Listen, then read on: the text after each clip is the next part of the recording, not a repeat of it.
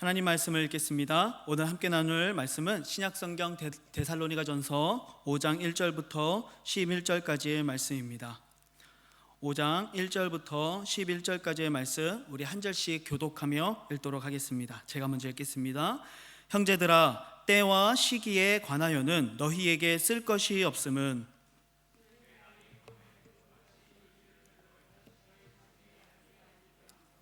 그들이 평안하다 안전하다 할 그때에 임신한 여자에게 해산의 고통이 이름과 같이 멸망이 갑자기 그들에게 이르리니 결코 피하지 못하리라.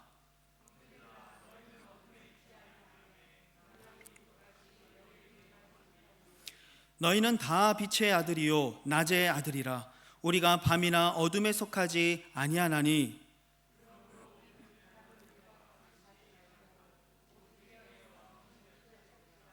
자는 자들은 밤에 자고 취하는 자들은 밤에 취하되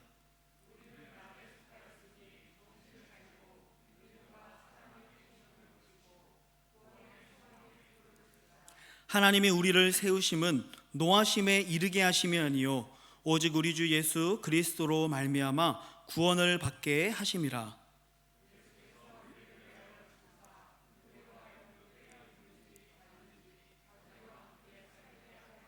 함께 있습니다. 그러므로 피차 권면하고 서로 덕을 세우기를 너희가 하는 것 같이 하라.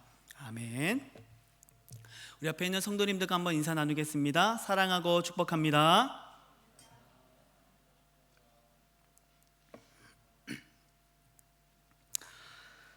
여러분, 시간이라고 하는 것 사실 매일매일 참 똑같이 시간은 흘러가고 있죠. 이제 우리가 단 이틀 뒤면은 이제 2022년 새해를 맞이하게 됩니다. 참 올 한 해가 어떻게 갔는지 알 수 없을 정도로 참 빠른 화살과 같이 지나간 것 같습니다. 젊은 저도 그런데 저보다 연세가 많으신 우리 권사님들 또 장로님들 얼마나 인생이 살같이 지나갈지 제가 감히 상상할 수가 없을 것 같습니다. 그런데 이렇게 시간은 매일매일 똑같이 흐르게 되고 이제 단 이틀 뒤면 우리가 새해를 맞이하게 되지만 사실 이 해가 바뀌게 되어지는 바로 그 영분 영초 그 순간 많은 사람들이 카운트다운을 하고 굉장히 기쁨과 막 환희 가운데 한 해를 맞이하죠. 하지만 사실 그 시간 바로 1초 전의 시간과 그 시간 바로 1초 뒤의 시간은 사실 본질적으로는 같은 시간이죠. 차이가 없습니다. 하지만 우리는 계속 앞으로 흘러가고 있는 똑같은 시간 속에서 살고 있다 할지라도 우리는 하나님께서 창조하신 이 자연과 또 시간의 원리를 따라서 매일매일 새로운 하루를 맞이하고 새로운 한 달을 맞이하고 또 새로운 한 해를 맞이하게 되죠. 사실 똑같은 시간인데도 불구하고 새롭게 다음 날, 새로운 달, 새해를 맞이하게 되는 것이죠. 그래서 어떤 사람들은 인생이 순환된다라고 믿는 사람들이 있습니다. 대표적으로 불교나 힌두교에 바로 이런 윤회론적 사상을 가지고 있죠. 한때 한국에서도 참 이런 윤회론적 사상이 참 많이 유행하면서 그런 사상들이 짙게 깔려있는 드라마들이 유행했던 적이 있습니다. 여러분 기억나시는 게 혹시 있으세요? 대표적으로 도깨비라고 하는 드라마가 그런 장르의 드라마죠. 또 시카고 이런 이제 드라마들이 그런 윤회론적 사상들이 깔려 있었던 드라마입니다. 그런데 그런 드라마가 굉장히 인기를 얻었어요. 하지만 우리는 이 성경을 통해서 시간은 계속 반복되고 계속해서 순환되는 것이 아니라 시간이라고 하는 것은 시작점이 있고 그리고 맞춰지는 끝점이 있다는 것을 우리는 알 수가 있죠. 바로 창조가 있고 종말의 때가 있다라는 것을 우리는 성경을 통해 깨닫게 됩니다. 그래서 우리는 여기서 한 가지 좀 생각해 보아야 될 것이 있습니다. 시작이 있고 끝이 있다면 그 마지막 때에, 그 끝날 때에, 종말의 때에 주님의 날이라고 표현하는 바로 이 날에 어떤 일이 일어나게 될까요? 이 마태복음 16장 27절에 그 날에 대해서 이렇게 얘기합니다. 인자가 아버지의 영광으로 그 천사들과 함께 오리니 그때에 각 사람이 행한 대로 갚으리라. 그러니까 주님이 다시 오실 그날이 되어지면 각 사람이 자기의 행함을 따라 심판을 받게 된다라고 말씀하고 있는 거죠. 그날이 되면 어느 누구도 피해갈 수 없는 하나님의 그 심판대 앞에 서게 된다는 것입니다. 이것을 이 마태복음의 열처녀 비유에서 굉장히 잘 표현하고 있어요. 기름을 준비하지 못했던 미련한 5처녀와 기름을 준비한 슬기로운 5처녀들이 있었어요. 이 10처녀가 다 신랑을 기다리고 있었는데 이 기름의 등이 없어지자 이제 꺼져가기 시작하는 거죠.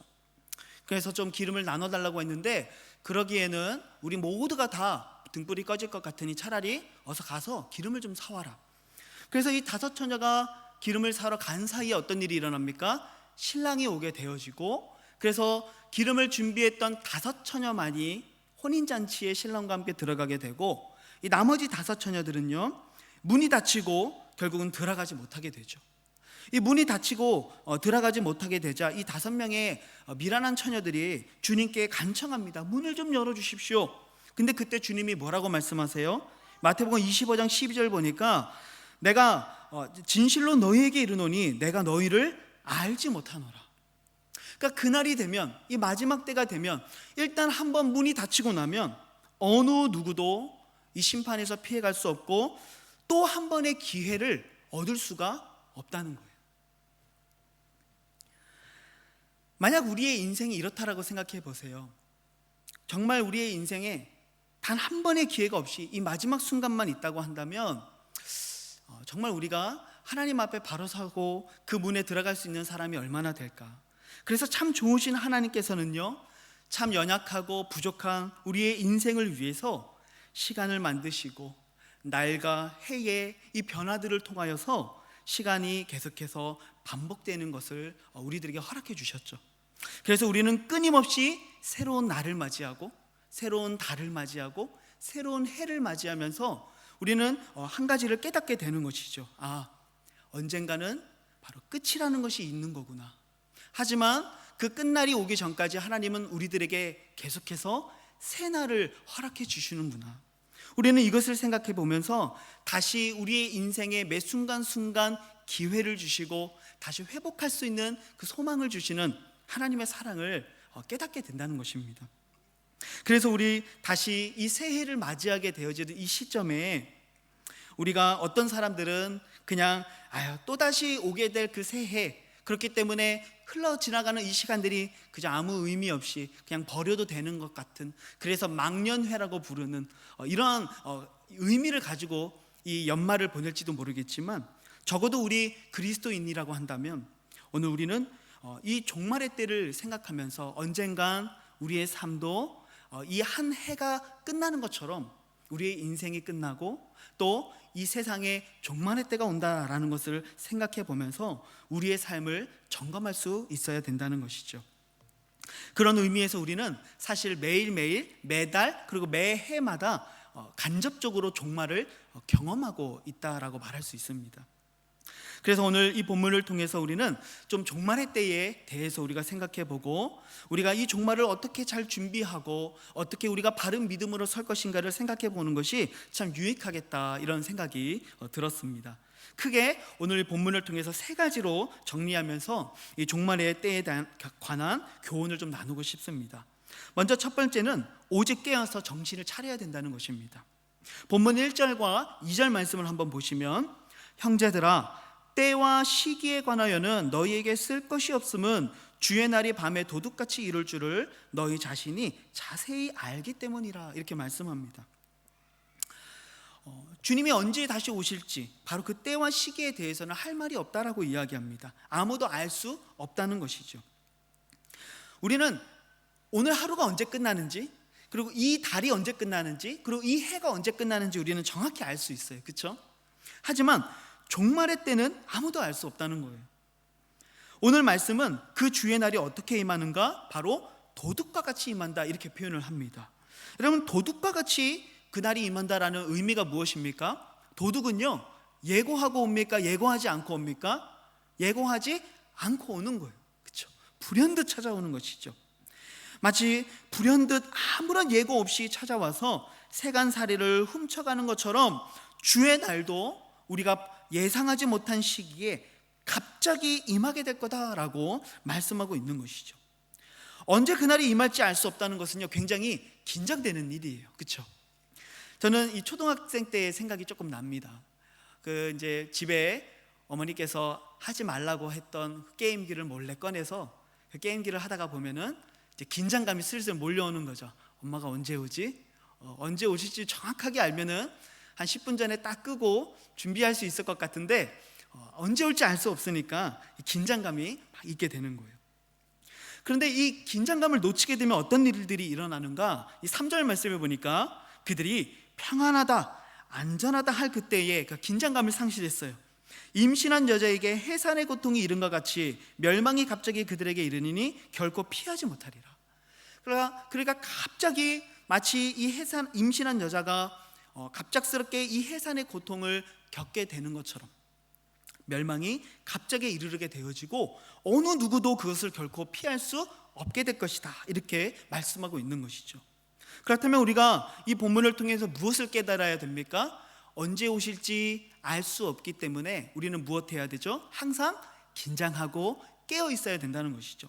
그래서 오늘 본문 6절에서 그러므로 우리는 다른 이들과 같이 자지 말고 오직 깨어서 정신을 차려라, 이렇게 말씀하고 있습니다. 조금 어감이 좀 세지 않습니까? 정신을 차려라. 저희 아들이 되게 싫어하는 말이거든요. 정신 좀 차려 이러면 그런 말 하지 마, 정신이 더 나갈 것 같아. 이렇게 얘기를 해요. 많이 컸죠. 네, 정신을 차려라, 이렇게 얘기하고 있습니다. 여러분, 우리가 정말 정신을 바짝 차려야 됩니다. 이 성경에 보니까 이 마지막 때를 설명할 때 이렇게 표현을 합니다. 노아의 때에 사람들이 어떻게 했습니까? 노아가 방주에 들어가던 그 순간까지도 사람들은 먹고 마시고 장가들고 시집갔다라고 얘기합니다. 또 롯의 때는 사람들이 이 롯이 소돔에서 그 도망가던 그 날까지도 먹고 마시고 사고 팔고 심고 집을 지었다, 이렇게 말하고 있습니다. 이 말은 무슨 말입니까? 깨어있지 못하고 우리는 평안하다고, 안전하다고, 괜찮다고, 다시 내일은 온다고, 우리에게 이러한 일들이 일어나지 않을 거라고 말하면서 그저 일상의 삶에, 그리고 일상적인 쾌락과 즐거움에만 몰두하고 있는 삶을 살았다라고 말하고 있는 거예요. 여러분, 이 일상의 삶이 나쁜 것은 아닙니다. 하지만 주님의 날이 언제 올지 알 수 없는 상태에서 이 긴장감을 놓치고 그저 그 일상의 삶에만 몰두하고 있다면 그런 자들은 주님의 날이 도둑과 같이 임하여서 그 사람은 반드시 이 심판을 피할 수 없게 될 것이다 라고 말씀하고 있는 것입니다. 여러분, 그래서 우리는 정신을 바짝 차려야 됩니다. 정신을 잘 차리고 있으면 주님께서 불현듯 찾아온다 할지라도 우리는 준비할 수 있고 주님을 영광 중에 맞이할 수 있게 되는 거예요.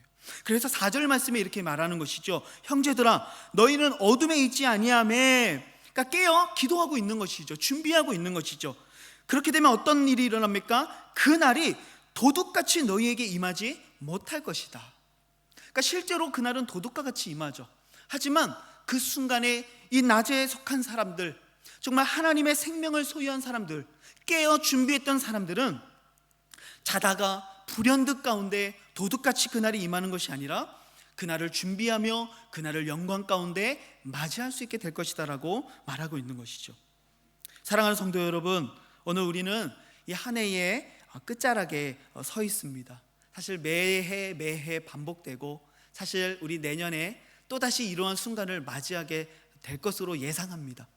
하지만 오늘 우리는 간접적으로 경험하는 이 종말의 때에 당연히 이틀 뒤면 2022년 1월 1일 0분 0초가 당연히 올 거라고 믿는 이 평안하다, 안전하다라는 이 생각을 좀 버리고 혹 내 삶의 이 날이 끝이라고 한다면 나는 하나님 앞에 오늘 무엇을 회개하며 무엇을 돌이키며 다시 내 삶의 어떤 것들을 회복해야 되는가를 한번 돌아볼 수 있는 귀한 은혜가 있으시기를 우리 주님의 이름으로 축복합니다. 더 나아가서 다시 맞이하게 될 그 새로운 한 해 속에서는 올해 반복했던 똑같은 잘못들, 죄악들, 넘어졌던 것들, 아쉬웠던 것들, 이 모든 것들을 다시 한번 새롭게 계획하고 다짐하면서 내 새해에는 깨어서 정신을 차리며 훌륭한 믿음의 사람으로 살아가시는 은혜가 있으시기를 우리 주님의 이름으로 축복합니다. 첫 번째가 무엇이었습니까? 깨어 정신을 차려라, 이렇게 말씀하고 있습니다. 또 이 종말의 때를 우리가 잘 준비하기 위해서 해야 될 몇 가지 지침들을 말씀하고 있습니다. 두 번째는요, 바로 믿음과 사랑과 소망으로 우리 자신을 무장하는 것입니다. 이 에베소서에서도 하나님의 전신갑주에 대한 이야기를 이 바울 사도가 하고 있죠. 오늘 본문에서는 크게 세 가지를 언급합니다. 믿음과 또 사랑의 호심경, 또 구원의 이 소망의 투구, 이 소망의 투구를 말하고 있습니다. 제가 10월 27일 이 수요 예배 때 이 데살로니가전서 1장 말씀을 가지고 설교를 했었거든요. 그때 이 바울이 데살로니가 교회를 칭찬하면서 그들의 무엇을 칭찬하냐면 믿음의 역사와 사랑의 수고와 소망의 인내에 대해서 바울이 칭찬했던 그 설교를 제가 했었습니다. 오늘 본문에서도 믿음과 사랑과 소망을 이야기하고 있어요. 그러니까 우리가 이 마지막 때에 정신을 바짝 차리고 깨어서 이 악한 세대 속에 흔들리지 않고 믿음으로 바로 서기 위해서는 믿음의 역사와 사랑의 수고와 소망의 인내를 가지고 하루하루를 살아가야 된다는 거예요. 여러분, 믿음이라고 하는 것은 행동하는 것입니다. 그래서 믿음의 역사라고 표현하는 거예요. 믿음은 믿기 때문에 믿는 대로 행동하는 것을 믿음이라고 말하는 것입니다. 예를 들자면 팔팔 끓는 100도씨의 물이 있다고 한번 상상해 보세요. 여러분, 그 물에 손을 넣으면 손이 어떻게 됩니까? 화상을 입게 되죠. 여러분 다 동의하세요? 그렇죠? 그러면 우리는 적어도 두 가지를 인정하는 거예요. 이 팔팔 끓는 물에 손을 넣으면 화상을 입는다라는 지식이 있고요, 그렇기 때문에 나는 이 물에 손을 넣지 않을 거라고 하는 지식적인 동의가 있는 거예요. 그러면 마지막 세 번째 뭘 해야 됩니까? 물에다가 손을 넣지 않는 구체적인 행동을 해야 되는 거예요. 근데 만약에 어떤 사람이 그 물에다가 손을 막 넣는다고 생각해 보세요. 그럼 그 사람은 뭐가 없는 거예요? 지식이 없거나 동의하지 않는 거예요. 믿지 않는 것이죠. 여러분, 믿음이라고 하는 것은 믿기 때문에 내가 믿고 동의하는 바로 그것을 그대로 신뢰하며 살아가는 것, 그것을 믿음이라고 말하는 거예요. 그러니까 우리가 하루하루를 살아가면서 믿는 바대로 살아가는 것이죠. 여러분, 영생이 있음을 믿으세요?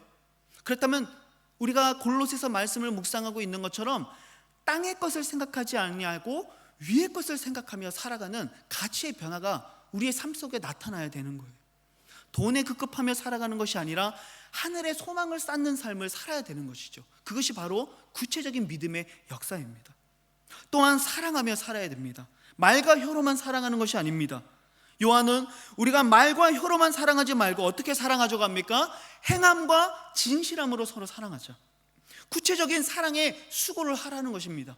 헐벗은 사람이 있으면 그 사람에게 옷을 입혀주고, 굶주리고 있는 사람이 있으면 먹여주고, 목마른 사람이 있으면 물을 주며, 오리를 가자고 하면 신미를 가게 되어지는, 여러분, 이런 사랑의 구체적인 수고가 있어야 된다는 것이죠. 세 번째는 소망입니다. 소망이 있기 때문에 우리는 인내할 수 있는 거예요. 제가 지난 주일 우리 청년들에게도 그런 소망에 대한 설교를 했어요. 군생활을 하면서 군생활을 버틸 수 있는 소망이 있다면 그것이 무엇입니까? 2년 뒤에는 내가 전역할 거라는 분명한 소망이 있으니까 버티게 되는 거예요. 언제인지 알 수 없지만 주님의 날이 반드시 올 것을 믿기 때문에, 분명한 그 소망이 있기 때문에 그날이 되면 성도들의 눈물을 닦아주시고, 그들을 안아주시고, 그들의 땀을 닦아주시며, 그들에게 생명의 의의 면류관을 씌워주실 분명한 소망이 있으면 오늘 하루하루를 믿음으로 인내하며 살아갈 수 있게 된다는 것이죠. 여러분, 이 마지막 때를 준비하는 성도의 자세가 바로 이 믿음과 사랑과 소망으로 우리 자신을 무장하는 것입니다. 올 한 해 여러분들 얼마나 이 믿음, 소망, 사랑을 여러분들의 삶 가운데 무장하며 살아오셨습니까? 그것을 한번 돌아보는 시간을 가지시기를 바랍니다. 혹 부족한 것들이 있었다면 다시 한번 결단하면서 맞이하는 새해에는 하나님, 내가 더욱더 믿음으로 행하겠습니다. 사랑의 수고를 하겠습니다. 그리고 분명한 소망을 가지고 인내하며 생각을 바꾸고 가치를 바꾸고 내 선택의 기준을 바꾸며 살아가겠습니다. 결단할 수 있는 귀한 은혜가 있으시기를 우리 주님의 이름으로 축복합니다. 마지막 세 번째는요, 피차 권면하면서 서로 덕을 세우라라는 것입니다. 오늘 본문 11절 말씀을 한번 보실까요? 그러므로 피차 권면하고 서로 덕을 세우기를 너희가 하는 것 같이 하라, 이렇게 말씀합니다. 여러분, 이 피차 권면하고 또 서로 덕을 세우라 이렇게 말하고 있는데요, 이 권면이라고 하는 이 단어는요, 헬라어로 파라칼레오라고 하는 단어가 쓰였습니다. 이 단어는 암기하지 않으셔도 괜찮습니다. 근데 이제 이 언어를 설명하기 위해서 제가 말씀드리는 거예요. 파라칼레오는요, 파라와 칼레오가 서로 합성된, 이렇게 만난 단어예요. 이 파라라고 하는 단어는 곁에, 옆에 이런 이제 의미를 가지고 있고요, 칼레오라고 하는 단어는 부르다라고 하는 의미를 가지고 있어요. 그러니까 파라칼레오라고 하면 어떤 의미예요? 옆에서, 곁에서 부르다라는 의미를 가지고 있는 단어예요. 근데 이제 이것을 조금 의역하자면 이런 의미죠. 옆에서 위로해 주는 거예요. 용기를 복돋아 주는 거예요. 이런 이제 의미로 해석할 수 있는 단어입니다. 특히 이 파라칼레오라고 하는 단어에서 보혜사를 의미하는 파라클레토스라고 하는 단어가 나오게 돼요. 여러분, 보혜사가 누구시죠? 바로 성령 하나님이시잖아요. 그러니까 성령 하나님을 우리가 보혜사라고 부르는 이유가 무엇입니까? 그분이 우리의 곁에서 우리를 도와주시는 분이기 때문에 그래요. 그래서 파라클레토스라고 부르는 거예요. 그러니까 우리가 서로 피차 무엇하라는 겁니까? 옆에서 계속해서 성도들을 위로하고 권면해주고 용기를 복돋아 줘라는 것이죠. 때로는 우리가 넘어질 때도 있고 연약함 가운데 주저앉아 있을 때도 있다는 것이죠. 하지만 그때마다 성도들이 어떻게 됩니까? 피차 서로 격려하라는 것입니다. 위로해 주라는 것입니다. 또한 여기서 서로 덕을 세우라라는 이 덕을 세우다라는 이 말의 원어적인 의미는 건축하다라고 하는 의미를 가지고 있어요. 세우는 거예요. 빌드업을 하는 겁니다. 무엇을 빌드업합니까? 우리의 신앙을, 우리의 영적 생활을 빌드업하는 것이죠. 우리의 영적 성장과 신앙의 견고함을 세우도록 서로 옆에서 부르며 권면하며 위로하며 용기를 주면서 서로 우리의 믿음을 세워나가야 된다라고 가르쳐주고 있는 거예요. 여러분, 전도서 말씀에 보면 우리가 잘 아는 말씀입니다. 4장 12절에 한 사람이면 패하겠거니와 두 사람이면 말설 수 있나니 세 겹줄은 쉽게 끊어지지 아니하느니라. 하나는 쉽게 패할 수 있습니다. 두 개는 조금 더 힘있게 맞서 싸울 수 있지만 이 세 개 이상 겹치게 되어지면 그것을 결코 끊을 수 없고 부러뜨릴 수 없다는 것이죠. 무슨 말입니까? 모이라는 것입니다. 하나 되라는 것입니다. 마음을 모으고 한 성령 안에서, 한 믿음 안에서, 한 소망 안에서, 한 아버지 안에서 더 하나 되라고 말씀하고 있는 것이죠. 그래서 하나님은요, 성도들에게 모이기를 힘쓰라라고 가르쳐 주시는 거예요. 히브리서의 기자의 말처럼 모이기를 패하는 자들의 습관과 같이 하지 말고 그날이 가까움을 볼수록 더욱 어떻게 해라? 모이기에 힘써라, 그리해라라고 우리들에게 말씀해 주고 있는 것입니다. 여러분, 올 한 해 우리는 팬데믹 때문에 사실 많은 시간 모이기보다는 혼자 있었고 떨어져 있었던 시간들이 참 많았어요. 제가 우리 청년들을 보면서 정말 안타까웠던 것은 우리 이렇게 가족들이 있는 사람들은 그나마 가족들끼리 비비고 부비며 이렇게 하루하루를 살아가는데 혼자 지내는 청년들은요, 정말 그 방 안에서 혼자 하루하루를 진짜 버티면서 살아가는 것이죠. 이때에 우리가 정말 모이기에 힘써야 된다는 거예요. 장작불도 이 나무가 하나만 있으면요 금방 꺼질 수밖에 없어요. 하지만 잔가지를 할지라도 그것이 많이 모이게 되어지면 큰 불을 일으킬 수 있게 되는 것처럼 이 마지막 때의 성도들이 이 믿음의 불씨를 꺼뜨리지 않고 끝까지 믿음으로 승리하며 살아갈 수 있기 위해서는요, 하나 되어줘야 된다.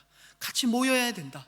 그리고 서로를 권면하고 서로 이 믿음과 신앙의 견고함을 빌드업하면서 우리 서로를 지켜줘야 된다라고 말씀해주고 있는 것입니다. 사랑하는 성도 여러분, 말씀을 정리하면서 오늘 우리들의 신앙을 한번 점검해보고 돌아볼 수 있었으면 좋겠어요. 나는 이 올 한 해를 마무리하는 이 시점에 지난 한 해 동안 나는 얼마나 하나님 앞에서 깨어서 정신을 차리고 있었는가. 안전하다, 평안하다, 그저 내일이, 한 해가, 또 20년, 30년 뒤에 어떠한 미래의 계획들이 당연히 올 거라고 여기지 않았는가. 우리 자신을 한번 점검해 보았으면 좋겠어요. 정말 불현듯 이 도둑과 같이 그날이 이른다는 말씀을 묵상하면서 제 어린 시절이 좀 생각이 났었어요. 많은 분들이 알고 계시겠지만 저는 제 초등학교 6학년 때 어머니가 일찍 돌아가셨거든요.